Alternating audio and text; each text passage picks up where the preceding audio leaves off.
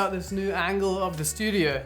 Basically, I don't even think you guys have seen this side of the studio, and we're pretty much facing the exact opposite way than we usually do. Normally, the camera is right here where I'm sitting, looking that way, and I'm sitting right where you guys are right now. But pretty stoked with this one. It's not finished. Need to put some more things on the shelf and work on a few other things.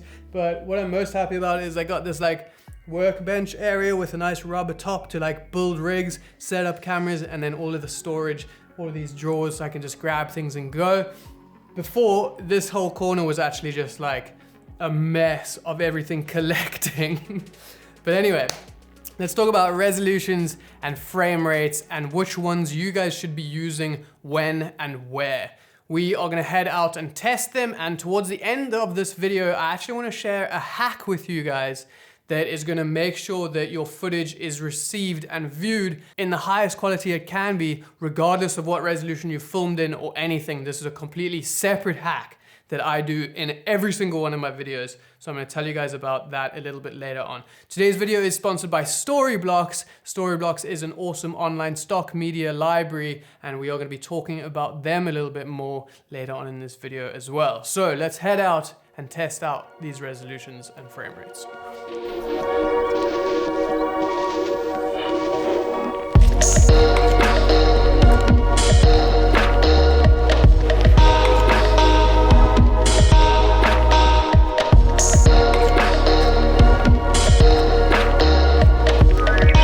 How crazy is this location that we're at this morning? There's all this clouds and mist rolling in, just giving like the coolest effect, overlooking the whole city and everything. So interesting. Super cool. It's pretty epic, eh? Very spoiled for locations. First thing we're going to be talking about is resolution. And personally, I think the whole difference and the debate between 1080 and 4K doesn't make as big of a difference as people make it out to. This is just my opinion, and maybe you guys disagree, maybe I'm wrong.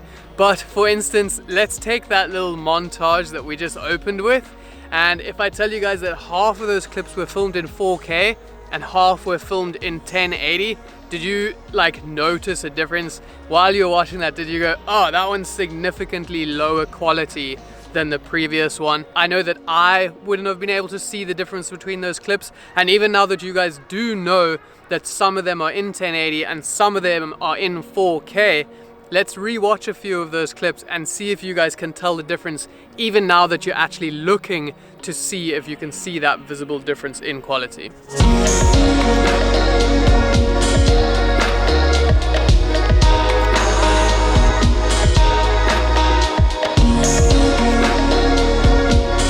Could you guys honestly see the difference between some of those shots? I think it's really hard, and especially if you aren't like really pixel peeping and getting a close-up look trying to notice, I think that it's very hard to distinguish the difference between those two shots.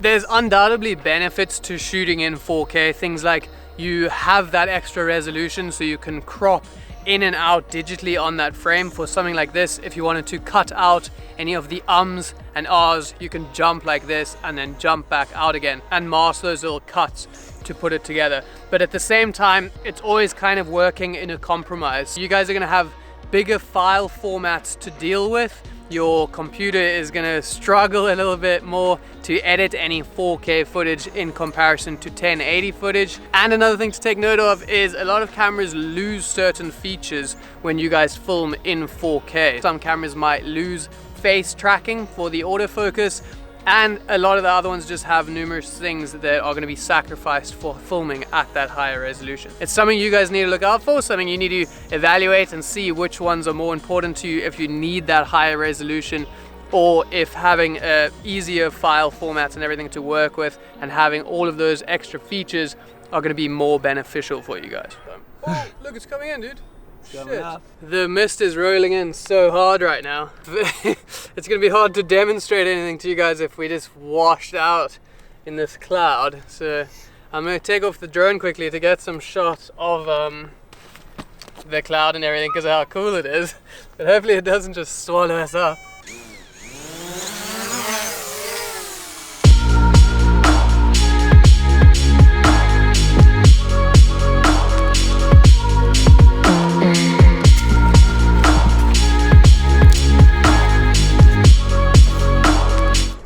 blockhouse thing. Pretty cool. We're gonna film some stuff in here, but we're gonna go look inside first.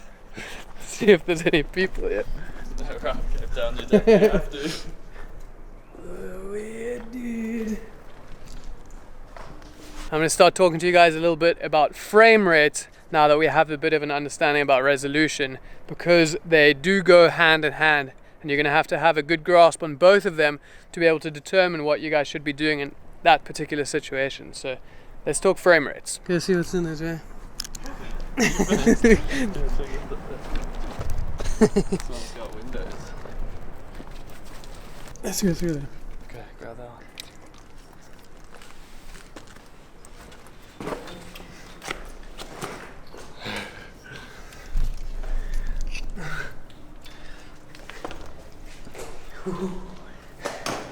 Welcome to Sean's abandoned building exploring channel.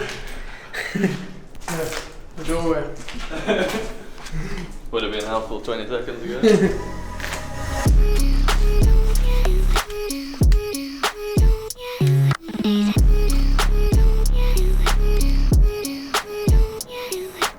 Something you guys might be thinking is, if you are going to be filming everything at 1080p, why don't you just film everything at a higher frame rate so that you have the option of slowing it down later if you decide you want to?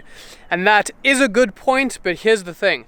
When you guys film at a much higher frame rate, you are getting much less quality than when you're filming in something like 24 at 1080p. And the reason is because most cameras will keep the same megabytes per second of size regardless of how many frames you're doing. If you have 100 megabytes per second and 24 frames, you can divide up those megabytes per second for each one of those frames for that second. If you are going to be shooting at 120 frames per second, that same amount of megabytes needs to be divided between all of those frames. So now you are going to literally have 5 times less data in each and every single frame because of how that 100 megabytes per second worth of data is going to be divided. If this doesn't make sense, just go back and watch it again. I think what I'm saying does actually make sense. If we were to have the 3 different clips up on screen, one of them being at 1080 at a high frame rate for our slow motion, one of them being at 1080 with regular 24 frames per second, and one of them being at 4K. Now let's take a look at how the difference in quality is actually going to be translated onto your screen. If you guys look closely at these ones, you might start seeing a difference, and especially if you were to pull up the 1080 at 120 FPS and the 4K shot and put them right next to each other, now you are going to start noticing some quality differences and being able to see the difference in detail in those 2 shots.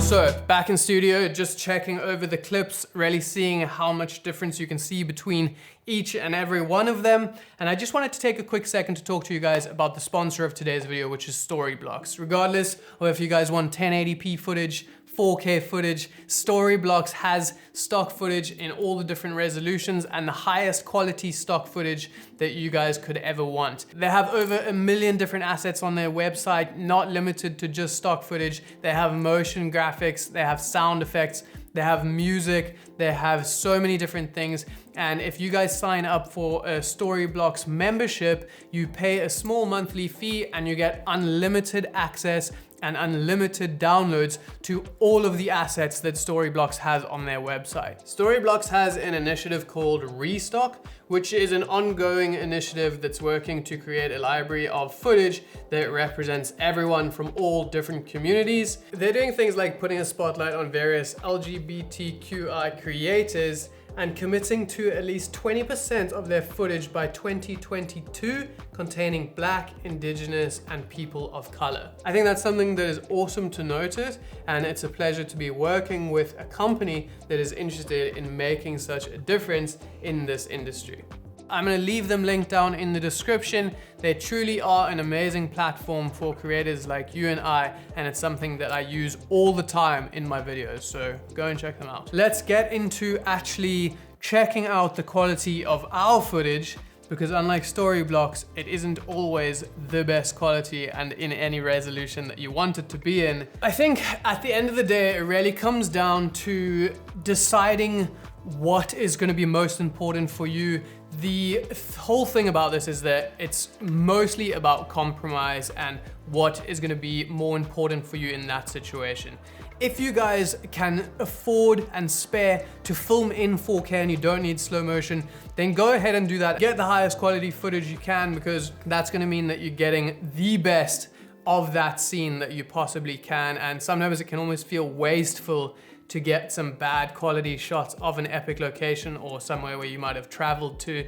Looking at the footage on here, it's very hard to differentiate between the 1080 and the 4K if you're just putting them all in a montage like that, especially when someone is, for the most part, gonna be watching it on their phone, on YouTube, or a very small screen on their laptop. It's not gonna be vital that everything you film is in 4K. The other thing that you guys really need to actually look out for is that regardless of what frame rate you're filming in, you always want to make sure that your final product is in 24 frames per second. So even if you film that in 120, make sure that when you're rendering that out and actually uploading it to YouTube, that it's in 24 frames per second. This is just going to be the most cinematic frame rate that you guys can be shooting in. It's going to be the most appealing to our eyes.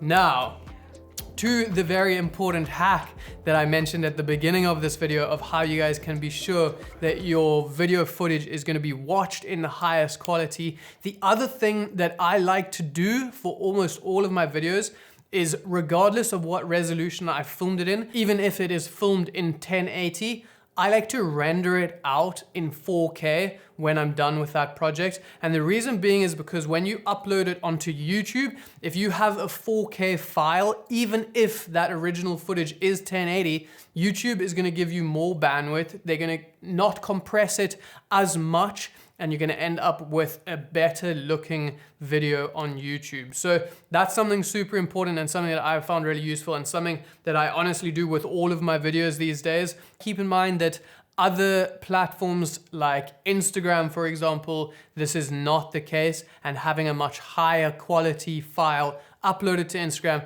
actually means that your video can end up looking worse because Instagram applies their own compression. That is going to be it for this one, guys. I hope you enjoyed, and I hope you are going to have a little bit more of an understanding of when you guys should be using what resolutions and frame rates. That's going to be it for this one. Remember to check out Storyblocks. They are linked in the description, and I will see you guys in the next one.